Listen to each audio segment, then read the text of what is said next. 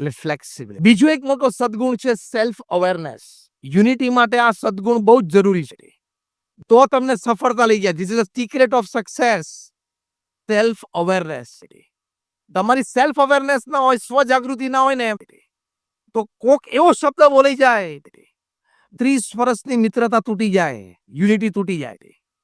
કંઈક એવી body language express થઈ જાય અને મિસરેડ થઈ પણ જાય અને યુનિટી તૂટી જાય, સંબંધો તૂટી જાય.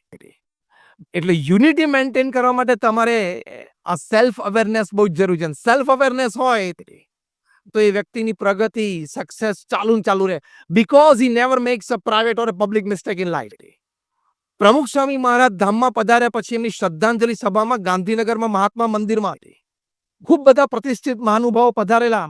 એમાં એક ગુજરાત રાજ્યના ખૂબ એક આગેવાન વ્યક્તિ, છેલ્લા 40 વર્ષથી જાહેર જીવનમાં છે, એમણે મંચ ઉપરથી પ્રવચનમાં એક સુંદર પોતાનું એક ઓબ્ઝર્વેશન વ્યક્ત કરેલું કે હું પ્રમુખ સ્વામી મહારાજને 40 વર્ષથી ઓળખું છું અને એમાં છેલ્લા 25 વર્ષથી તો એમના નાના મોટા દરેક મોટા મહોત્સવમાં હું હાજર રહ્યો છું. પ્રમુખ સ્વામી મહારાજે રાજ્ય કક્ષાના કે રાષ્ટ્રીય કક્ષાના કે વૈશ્વિક કક્ષાના કોઈ નાના મોટા પ્રશ્ન હોય એમાં પોતાનો અભિપ્રાય અને સુઝાવ પણ આપ્યા છે.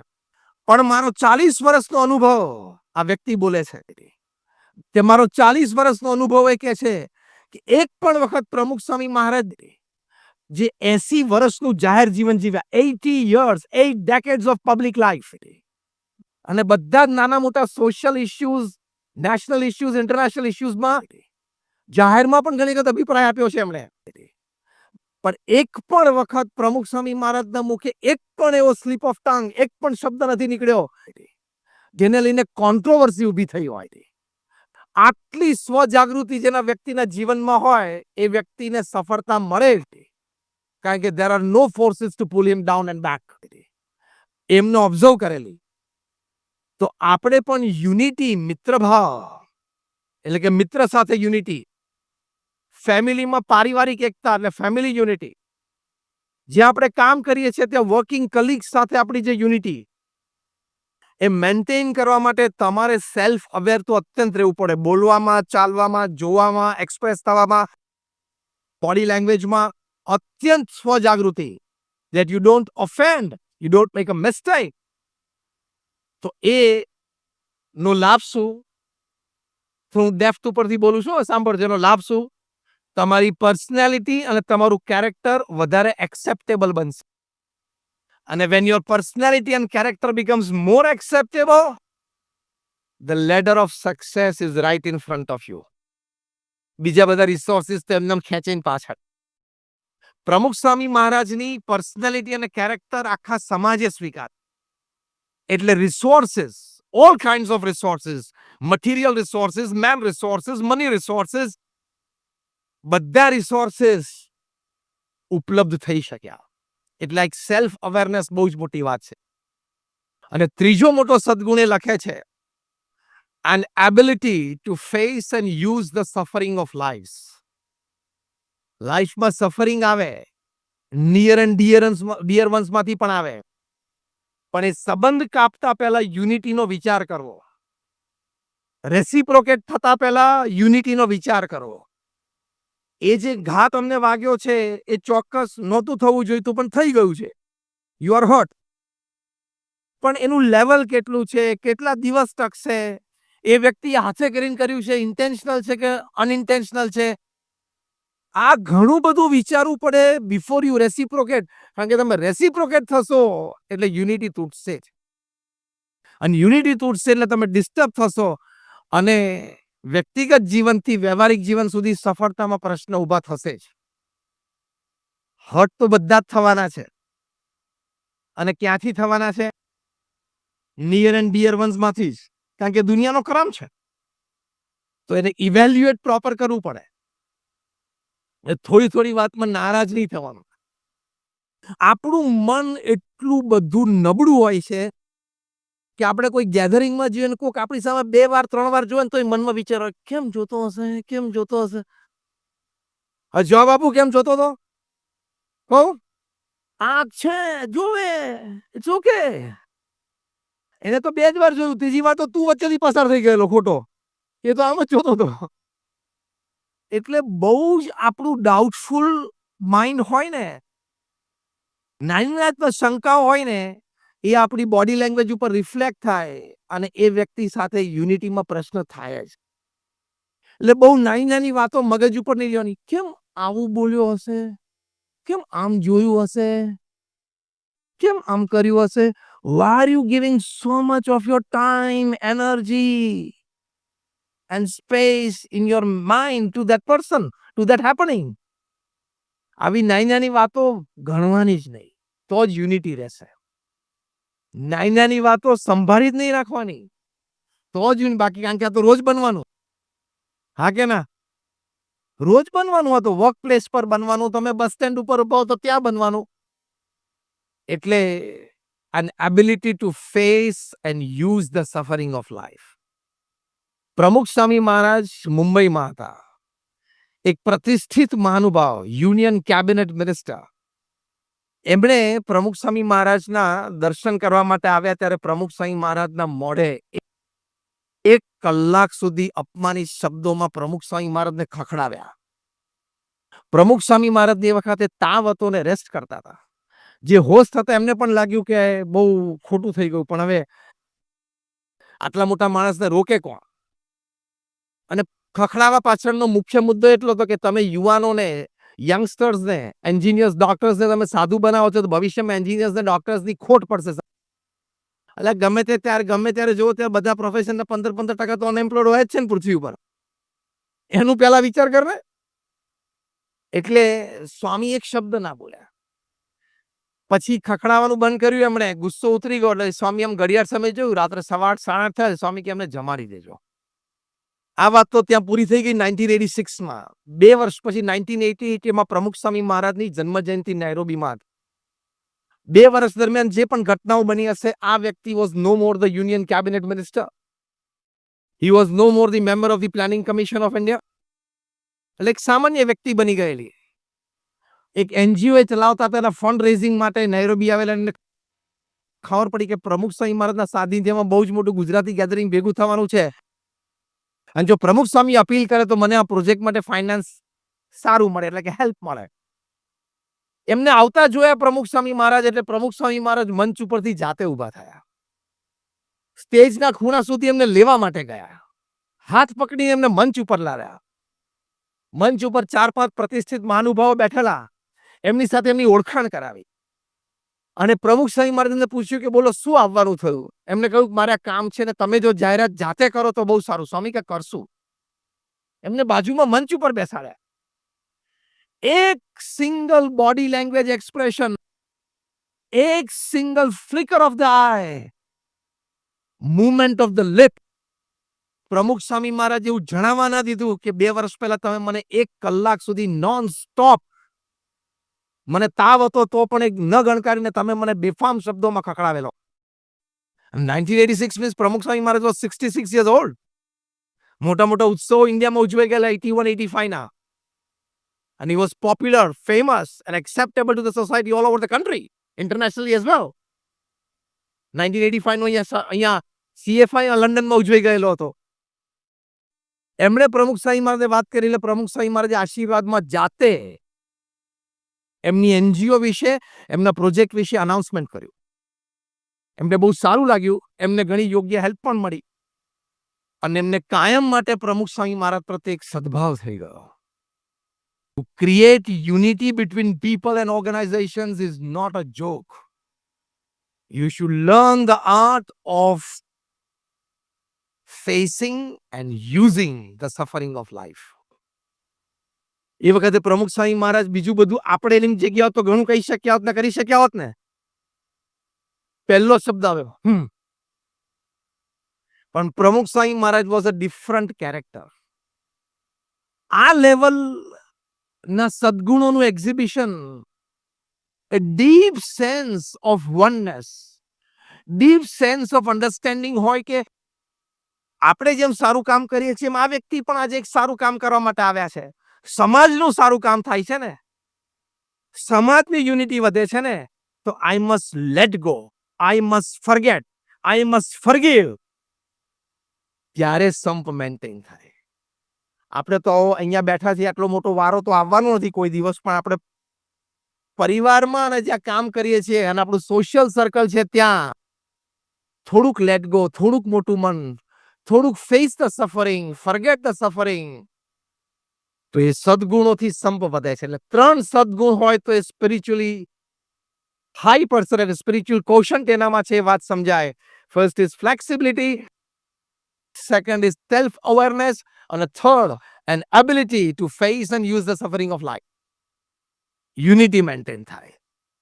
એમનું પણ સરસ કામ થયું, એમની સંસ્થાનો પ્રોજેક્ટ પણ સરસ થયો, તો એ સક્સેસ કહેવાય ને? Yes or no? The secret of success is the sense of unity. One step ahead of the sense of unity, expression of unity. આ સદગુણ આપણે શીખવાનો. પૃથ્વી ઉપર એકેડેમિકલી ક્વોલિફાઈડ લોકોની કોઈ કમી નથી, ઢગલાબંધ છે. પૃથ્વી ઉપર પ્રોફેશનલી એક્સપિરિયન્સ પીપલની કોઈ કમી નથી, ઢગલાબંધ છે. પૃથ્વી ઉપર મોટા મોટા પ્રોજેક્ટ સિંગલ હેન્ડેડલી પાર પાડી શકે એવા વ્યક્તિઓની કોઈ કમી નથી, ઢગલાબંધ છે. એવા વ્યક્તિઓની કમી છે જે દુષ્કર પરિસ્થિતિમાં, કઠિન પરિસ્થિતિ અને સંજોગોમાં સંપની ભાવના રાખીને વ્યક્તિઓને સાચવી લે, પરિસ્થિતિને સાચવી લે, સંજોગોને અનુકૂળ થઈ જાય અને સફળતાપૂર્વક કામ પાર પાડે. એટલે પ્રમુખ સ્વામી મહારાજ એમના જીવનનું એક સૂત્ર બોલતા હતા. બહુ જ ગંભીર અને બહુ જ મોટી વાત છે. આપણને તો આ વાત પચવી બહુ જ અઘરી છે, પણ એક્ઝેક્ટ શબ્દ, આઈ am quoting Pramukh Swami Maharaj, not word to word but letter to letter. Pramukh Swami મહારાજ કહેતા કે ઝેર ખાઈને પણ સંપ રાખવો પડશે. ઝેર ખાઈને પણ સંપ રાખવો પડશે. એટલે શું? તમારું અપમાન થાય તો અપમાન ગળી જવું, એ ઝેર ખાધું કહેવાય. તમારા સ્પર્ધકને માન મળે, લેસ ક્વોલિફાઈડ હોય પણ એને માન મળે, હસતા મોઢે વાતને, ઘટનાને સ્વીકારી લેવી, એ ઝેર ખાધું કહેવાય. તમારું હર્ટ છુપાવીને, દબાવીને, સ્માઇલિંગ ફેસ રાખીને એકવાર કામ પૂરું કરી દેવું, પ્રોજેક્ટ પૂરો કરી દેવો, એ ઝેર ખાધું કહેવાય. ઝેર ખાઈને પણ સંપ રાખવો પડશે, તો પરિવારમાં સુખ શાંતિ રહેશે, તો વર્ક પ્લેસ ઉપર તમે સારી ટીમ બનાવીને સારી સફળતા પ્રાપ્ત કરી શકશો, તો તમારા સામાજિક સંબંધો સારા રહેશે. એની માટે એક પ્રેક્ટિકલ ઉપાય તમને કહું. તમારા મોબાઈલમાં તો 500, 1000 ને 1500 નંબર હશે, હા કે ના? એફબી ઉપરની તો વાત નથી કરતો, એમાં તો બહુ હોય, પણ સમજવાનું, તમે હોસ્પિટલમાં દાખલ થશો ને ત્યારે એફબી વાળો કે નહીં આવે. એફબી વાળા કોઈ હોસ્પિટલમાં ખબર કાઢવા આવતા નથી, એ ખબર છે ને? આ તો વાંધો નહીં. તમારા મોબાઈલમાં 500, 1000, 1500 નંબર હોય, સિલેક્ટ 25. આ 25 વ્યક્તિઓ મારે કોઈ પણ સંજોગોમાં મારા જીવનમાં જોઈએ. હું તમને બહુ જ પ્રેક્ટિકલ વાત કરું છું. જીવનમાં સફળતા અને શાંતિ માટે, સુખ માટે આ 25 વ્યક્તિઓ મને મારા જીવનમાં જોઈએ. આપણા ફેમિલી મેમ્બર્સ હોય, રિલેટિવ કોઈ હોય, ફ્રેન્ડ હોય, નેબર હોય, વર્કિંગ કલીગ હોય, સ્કૂલમેટ હોય, કોલેજમેટ હોય, whatever. Decide 25 people in your life. That is your first decision. Second decision is important. All time, all compromises with these 25 people. That is life. A secret of success છે. At all times, under any circumstances, મારે આ 25 વ્યક્તિઓ સાથે compromise જ કર. એનો વાંક હોય તોય મારે જ સોરી કહેવાનું છે. અને તમે સફળતા, સુખ, શાંતિ કેવી પ્રાપ્ત થાય છે તમે જુઓ. એને કંઈક ઓછું આવ્યું હોય તો મારે જ નમી દેવાનું છે. Because I want this 25 people in my life till my last breath upon this planet, for me to remain happy. આ યુનિટીનો ભાવ થયો, અને આની પાછળ સિક્રેટ છે આપણા સક્સેસનો, સુખનો. એ 25 વ્યક્તિઓનો અવગુણ જ નહીં જોવાનો. એ 25 વ્યક્તિઓનો કોઈ દુર્ગુણ નજરે ચડે તો પણ આંખ આડા કાન કરવાના. એની માટે એક કોર્પોરેટ લો છે, ખબર તમને? Every corporate has two rules. Rule number 1 and rule number 2. Rule number 1, the boss is always right. Rule number 1 શું છે? The boss is always. Rule number 2, if someday you feel that the boss is wrong, go to rule number 1. The boss is always right. એ બોસને 25 માંથી એક તો રાખવો પડશે ને. પણ આ રૂલ બધી જગ્યાએ એપ્લાય થાય છે. તમારા સ્પાઉસ સાથે પણ આ રૂલ વાપરવાનો. Rule number 1, my spouse is always right. આ ભાવના રાખવી જ પડશે સંપ માટે, તો જ successful marriage and thus one of the successes of your life થશે. હા, કોઈ વાત થાય, કોઈ ચર્ચા થાય, કોઈ ડિફરન્સ ઓફ ઓપિનિયન હોય તો કોઈ વખત હોટ ડિસ્કશન પણ થઈ જાય. Behind the mind you have to keep this. કારણ કે પ્રમુખ સ્વામી મહારાજ એક સિદ્ધાંત બોલતા હતા લગ્ન જીવન વિશે કે અગ્નિની સાક્ષીએ ભેગા થયા છો તો હવે અગ્નિની સાક્ષીએ છૂટા પડવાનો. આ પણ I am quoting in word to word and letter to letter. અગ્નિની સાક્ષીએ ભેગા થયા છો પતિ પત્ની, તો હવે અગ્નિની સાક્ષીએ જ છૂટા પડવાનું. એટલે શું? લગ્ન વખતે ચોરીમાં કુંડમાં પરિક્રમા પ્રદક્ષિણા આપણે જે ફર્યા એમાં અગ્નિની સાક્ષી હતી ને. અને છૂટા પણ ક્યારે પડવાનું? અગ્નિની સાક્ષી એટલે કે શું? સ્મશાનમાં એક જણા ધામમાં જાય ત્યારે. એની માટે તમારે રૂલ નંબર 1 ને રૂલ નંબર 2 રાખવો જ પડે at the back of your mind. My spouse is always right. Rule number 2, if someday I feel that my spouse is wrong, see rule number 1. બાકી તો પડે વાંધો આવશે. એની made for each other couple હોય ને, made for each other couple of the town of the city, એમાં 70-30 નો ratio હોય છે. 70% બંને એકબીજાને અનુકૂળ હોય, ગમતું હોય, ફાવતું હોય. 30% ઇઝ અ ટેક ફોર્મ્યુલા. આ એક ફોર્મ્યુલા મેં ડિઝાઇન કરી છે out of all my talks, travels and experiences of meeting people. TAAC. T is tolerance, A is acceptance, again A is apology, and C is compromise. 30% તો આવે જ લાઈફમાં. તમારે એમ નહીં કહેવાનું કે લે તું આવો હતો મને ખબર નહીં, તું આવી હતી મને ખબર નહીં, એવું ના બોલાય. પેલું 30% માં આવી જાય. કારણ કે તમને ખબર છે ને, marriage is also a package deal. તમને જોબ પર જાઓ છો, કોર્પોરેટ વર્લ્ડમાં તમને જે પેકેજ ડીલ મળે છે ને, એ પેકેજ ડીલમાં 70-30 હોય. શું? 70% of that package you like it. 30% ઘણું એવું હોય, ટ્રાવેલિંગનું હોય, બીજું ત્રીજું હોય, જે તમને ના ગમતું હોય. પણ પેલા 70% નો એડવાન્ટેજ લેવો ને તો 30% એક્સેપ્ટ કરવું પડે. જેમ કોર્પોરેટ વર્લ્ડમાં છે ને, એમ સોશિયલ લાઈફમાં પણ છે, મેરેજ લાઈફમાં પણ છે, ફેમિલી લાઈફમાં પણ છે કે 70% બધું ઓકે હોય, 30% is tolerance, acceptance, એપોલોજીસ and compromise. તો જ લગ્ન જીવન, પારિવારિક જીવન અને વ્યવસાયિક જીવન સફળ જાય. Secret of success is unity. અને યુનિટી માટે આ વિચાર અને આ ભાવના, તો યુનિટી સ્ટ્રોંગ રહે. એટલે આ રૂલ એ બહુ અગત્યનો છે. એની માટે થોડું મન સાથે લડાઈ પણ લેવી પડે, કારણ કે મન કે આ ખોટું જ છે. એ તમારે કહેવાનું ભાઈ ખોટું છે, પણ આ 25 ના લિસ્ટ વાળી એક વ્યક્તિ છે. ખબર પડી? એટલે આ પહેલું હોમવર્ક તમને આજે એ આપવામાં આવે છે કે રાત્રે સુવા જાઓ પહેલા લિસ્ટ બનાવવાનું શરૂ. તમે આખું લિસ્ટ આજે નહીં બનાવી શકો 25 નું. એ આલ્ફાબેટ એ થી શરૂ કરજો એટલે 2-5 નામ લખીને તો સુજો. Today is your homework. How many of you are accepting this homework today? ચલો, all of you, that's great. 2-4 નામ લખજો, આલ્ફાબેટિકલ એ થી શરૂ કરજો કે આ વ્યક્તિ 25 માંની એક છે, એટલે એની સાથે મારે મારા મનને મનાવવાનું. તો યુનિટી રહેશે, તો સિક્રેટ ઓફ સક્સેસ છે, તો સફળતા પ્રાપ્ત થાય. એના વિશે મનમાં ડાઉટ ઉભો થાય, એના વિશે મનમાં ક્રોધ ઉભો થાય, એના વિશે મનમાં અભાવ ઉભો થાય, તેને દબાવવો જ પડશે, નહીં તો યુનિટી તૂટશે. અને કેટલા સાથે તમે યુનિટી તોડવાના? અહીંયા સ્પાઉસ સાથે ડિવોર્સ થયા, છોકરા સાથે ના બન્યું, ઓફિસનો બોસ સાથે ઝઘડો છે, વર્કિંગ કલીગ સાથે અબોલા છે. જશો ક્યાં?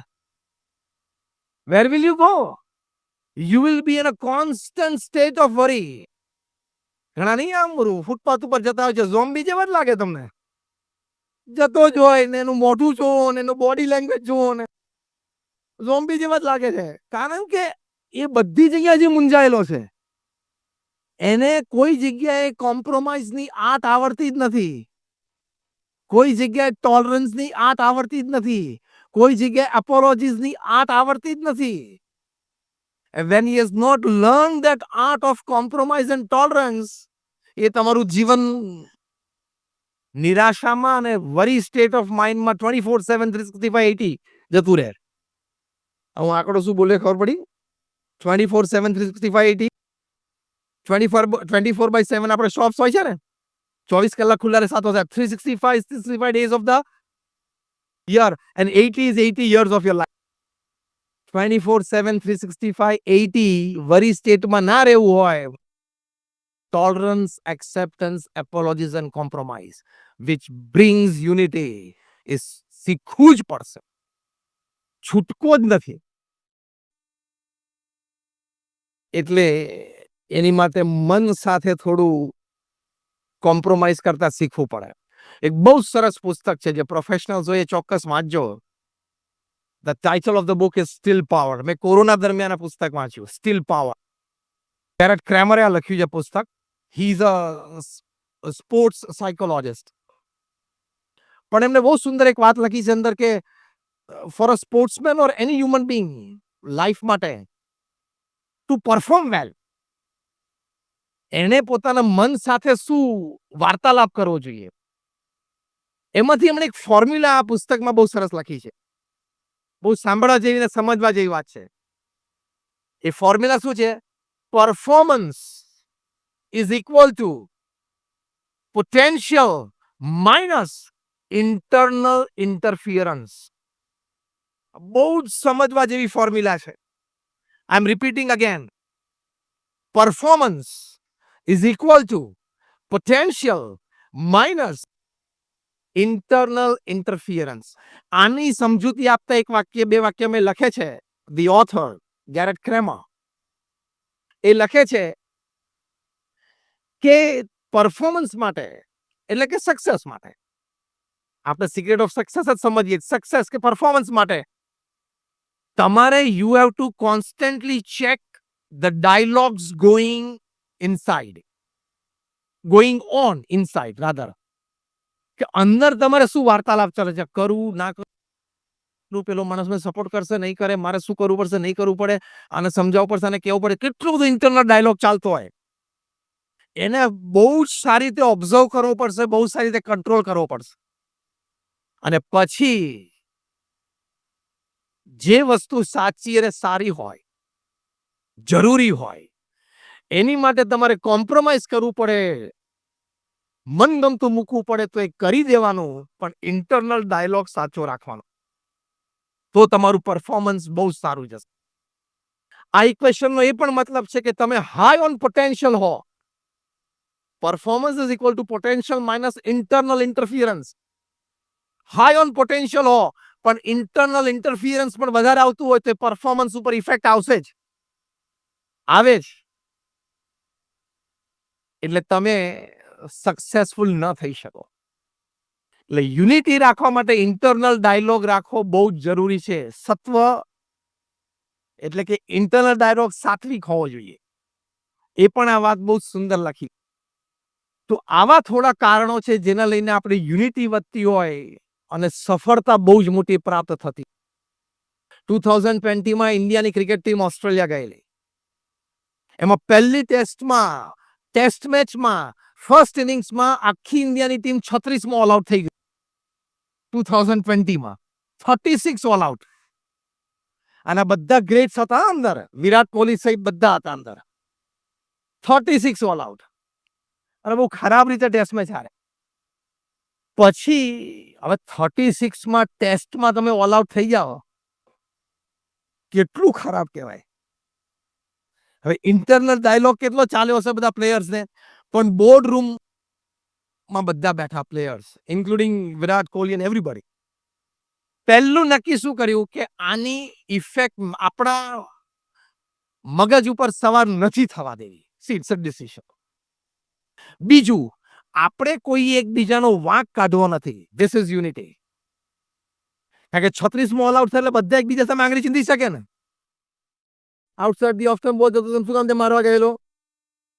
પેલો કે તારે લેગની બહાર જતું તું, શું કામ પગ બહાર કાઢ્યો?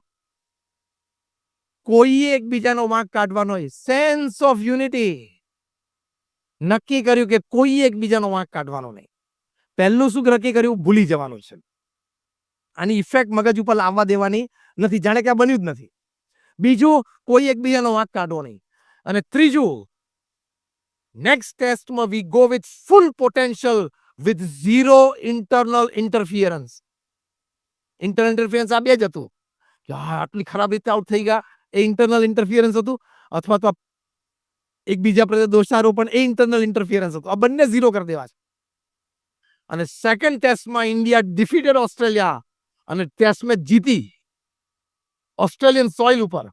ફર્સ્ટ ટેસ્ટમાં 36મો ઓલ આઉટ થઈ ગયા, બીજી ટેસ્ટ જીતી. કેમ? નક્કી કરેલું કે આ સિચ્યુએશનની ઇફેક્ટ મગજ ઉપર નથી આવવા દેવી અને એકબીજાના વાંક કે ગુના આપણે જોવા નથી.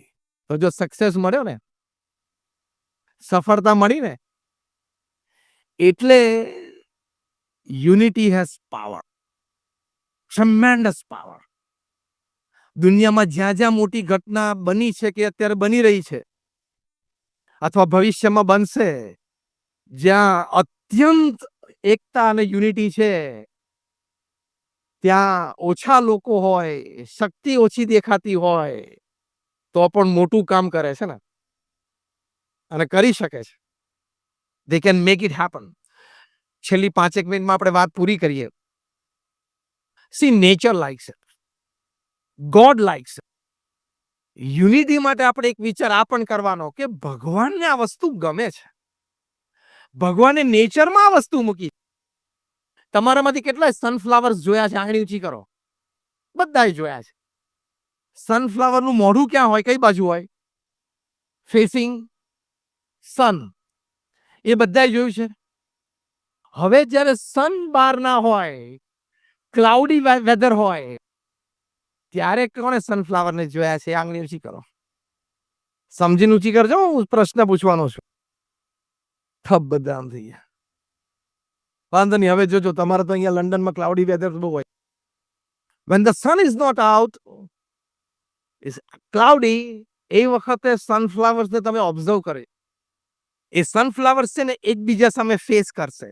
Normally they are facing the sun, પણ જ્યારે સન ના હોય ને ત્યારે એકબીજાને ફેસ કરશે. બાયોલોજિસ્ટે આનું કારણ શોધવાનો પ્રયત્ન કર્યો, યર્સ ઓફ રિસર્ચ. પછી ખબર પડી કેમ એકબીજાને ફેસ કરે છે. કે જ્યારે સન હતો, બધા ફ્લાવર્સ તો એક સરખા ના હોય, કોઈ મોટું હોય, કોઈ નાનું હોય. બધાએ સનમાંથી એનર્જી મેળવી. સન નહોતો ત્યારે બધાને એનર્જી નહોતી મળતી. એકબીજાને ફેસ કરીને જેની પાસે ઓછી એનર્જી હોય ને એને બીજું ફ્લાવર એનર્જી આપે છે, એટલે જીવતું રહે છે. What a sense of unity. ભગવાનને ગમે છે આ સદગુણ, એટલે ભગવાને આ સદગુણ કુદરતમાં મૂકેલો છે. કેલિફોર્નિયામાં રેડવુડ ટ્રીઝ છે, એ 150, 200, 250 ફૂટ સુધી ઉપર જાય. બહુ થડ પડ હોય. આપણે 4-5 જણા હક કરવા જઈએ ને સાથે ચેન બનાવીને તોય ના કરી શકીએ, એટલા પોળા પોળા થડ હોય. અને પાછું તો સેસ્મિક ઝોન છે, ગ્રેવી એટલે ત્યાં અર્થક્વેક ઝોન છે, અને પાછું પેસિફિકની વિન્ડ્સ આવતી હોય, સ્ટ્રોંગ વિન્ડ્સ આવતી હોય. તો બાયોલોજી આના મૂળ તો બહુ ઊંડા હોય, કારણ કે હાઈટ હોય કોઈ પણ સ્ટ્રક્ચરની, તેનું ફાઉન્ડેશન એટલું ઊંડું હોય ને. તો when they researched, to their surprise, they found કે આ બધા રૂટ્સ છે ને, they were just like 8 or 10 or maximum 12 feet deep. અરે કે 250 ફૂટનું ઝાડ ને આટલું હેવી, અને આવા ઝોનમાં અને આવી વિન્ડમાં, અને 5, 7, 10 ફૂટના જ ઊંડા એના રૂટ્સ, અને એકે પડ્યા નથી. 2500 વર્ષથી ઊભા છે. એટલે બધાને ઇન્ટરેસ્ટ જાગ્યો, જે બાયોલોજિસ્ટ હતા એને. એ બધાએ ખોદ્યું તો એક સરપ્રાઇઝિંગ વસ્તુ એમને મળી. બટ ઇટ વોઝ ફેસિનેટિંગ અને લેસન ટુ હ્યુમન બીંગ્સ. એ શું મળી? કે નીચે 1-2 ફૂટ સુધી તમને ઇન્ડિવિજ્યુઅલ ટ્રીઝના રૂટ્સ મળે, પછી આગળ જાય એટલે એકબીજા સાથે આમ એન્ટેંગલ થઈ જાય. પણ આ રેડ